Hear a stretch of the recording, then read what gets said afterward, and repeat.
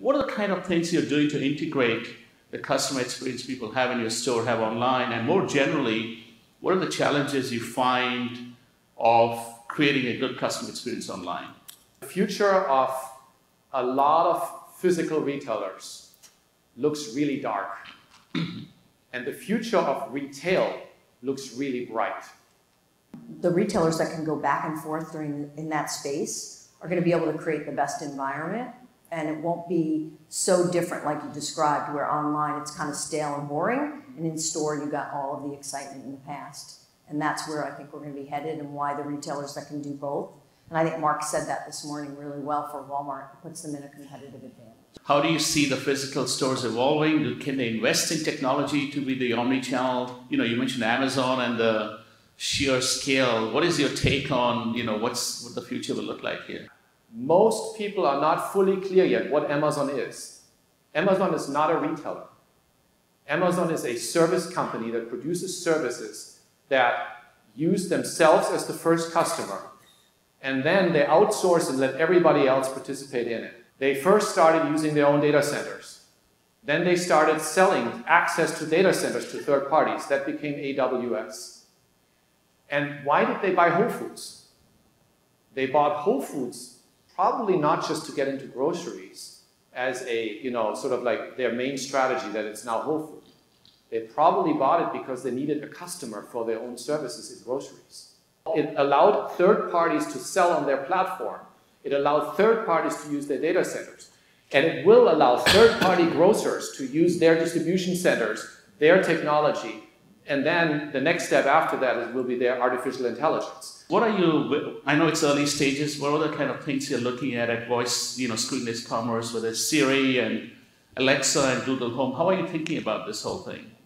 I think we would look at it just like we did search a few years ago, right? There was a variety of ways to be able to get at what was the right way to search. Really understanding what consumers do, what words do they use, how does it connect to the brands. There will always be a choice as to whether people override that, right? I think we can do everything to get the consumer there, and then they can still be overridden. So we have to absolutely have great brands that deliver on the promise to consumers. And then the second thing is we need to make sure that we're growing categories. Clearly, all the stuff that's happening in Omni Channels, the traffic in stores has changed in terms of how they buy, what they buy. Can you tell us some interesting stories or data, for that matter, that you've noticed in terms of what people tend to buy, in your physical stores versus your online? Yeah, what is truly fascinating is when we look at the data and what's in customers' baskets who we engage with online. They're different brands, they're different sizes. Some of these categories are leaving the store rapidly. And going back to your earlier point, as those categories leave, how will you turn that store into a place to come to for entertainment, for inspiration, and to show that you have all the things that allow them to live their life, and can you be the best in perishables? I do believe that many of these health and beauty categories 5 years from now will be gone. They will be online. What is your take on both Aldi and the two German entrants? I guess Aldi's been around for a while, but Lidl's entering, and how their growth will impact the store business? I actually look at these as being quite different. I think Aldi's been in the U.S. market for over 25 years. Right. And I think, Lidl's just entering, and I think Lidl's coming in looking a little bit different than what Aldi did. I don't think you should ever couple them together. In fact, I don't even think channels exist anymore. I think, it's a figment of our imagination. I think we've created processes and reporting lines and all kinds of nonsense to manage channels, and I don't even think they matter. I don't think consumers see them.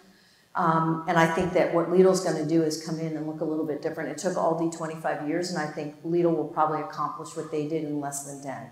How is technology overriding concerns like you need to touch and, smell the stuff to buy? And maybe, Siri, if you have any examples of sort of cool startups in the area and what they might be doing to help, override some type of barriers to online, would be interesting. I think you can get over those hurdles. I don't think it's easy by any stretch of the imagination, but I think the digital world allows you to do things that you could never do at retail because you would ask an associate to do all that work, and that's not what that associate was hired to do. And so I think leveraging some of those new tools to build excitement can be a potential reduce the barriers for customers. There's still going to be a whole lot of people who are going to come to your store to buy perishables, and they're going to touch them and squeeze them. They're going to be both. So you have to execute at retail as well. Cyril, what are you seeing that excites you in terms of technology and retailing? New technologies will come online. In probably 3 to 5 years, you'll be able to smell the food that while you're in the virtual reality world. You might even be able to be at the farm where the lettuce is currently being grown. So you can see it where it's still in the soil. And oh, I like that one. It looks really good to me. I'm going to get that. And that's not that specific lettuce head, but all that field of lettuces is going to be delivered, and you're going to get one of those. Virtual reality is about a reality in your head. You cannot create that reality only with visual impact. You have to be able to touch, to smell, and all of these technologies are coming. Some of the experimenting that you're doing around direct-to-consumer, around subscription model, what are you learning? Is that a certain type of consumer? Is it anything you can share with us that something interesting was learned in that process? I think what we would say is that we were rather slow to get into this space. And it took us a while, and I think all the traditional things were in our way. We had historically sold most of our goods through retailers.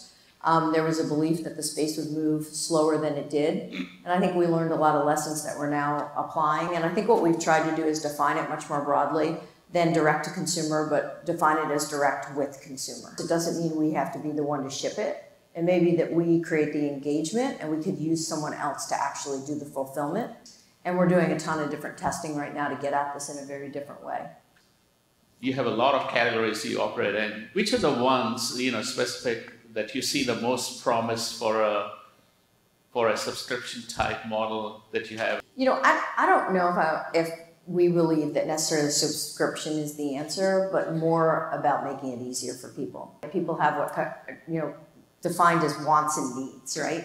And anything you can do to help them get their needs faster, they'll spend more time on their wants, right? There's not a lot of joy in fulfilling your needs, but there's a lot of joy in fulfilling your wants. The category, and I don't think this is a secret for anyone, that we've seen the most rapid change has been the diaper business. And it makes a ton of sense, right? I mean, if you're the busiest time in your life, you have a pretty good feel for how many you're going to use. What initially pushed it to online was the discounting that occurred.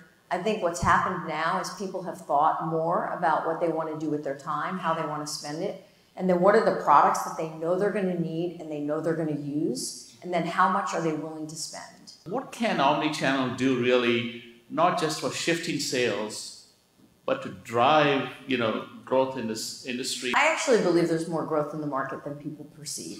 And I think the primary way to unlock it is through great analytics. We know that when we innovate and we can find ways to price at the right times and then also offer new jobs to be done and new purpose for our brands, we can create growth in the category, and it creates growth in the market.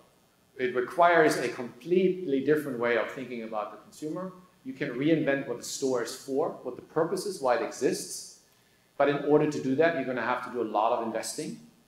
And in order to be able to do a lot of investing, we have to think about get away from the quarterly shareholder earnings pressure that we currently are under. I think CEOs are severely constrained. On the one hand, they want to innovate. They know they have to. On the other hand, they hardly can because they're immediately being punished by the stock market if they invest in the future. And that has to stop.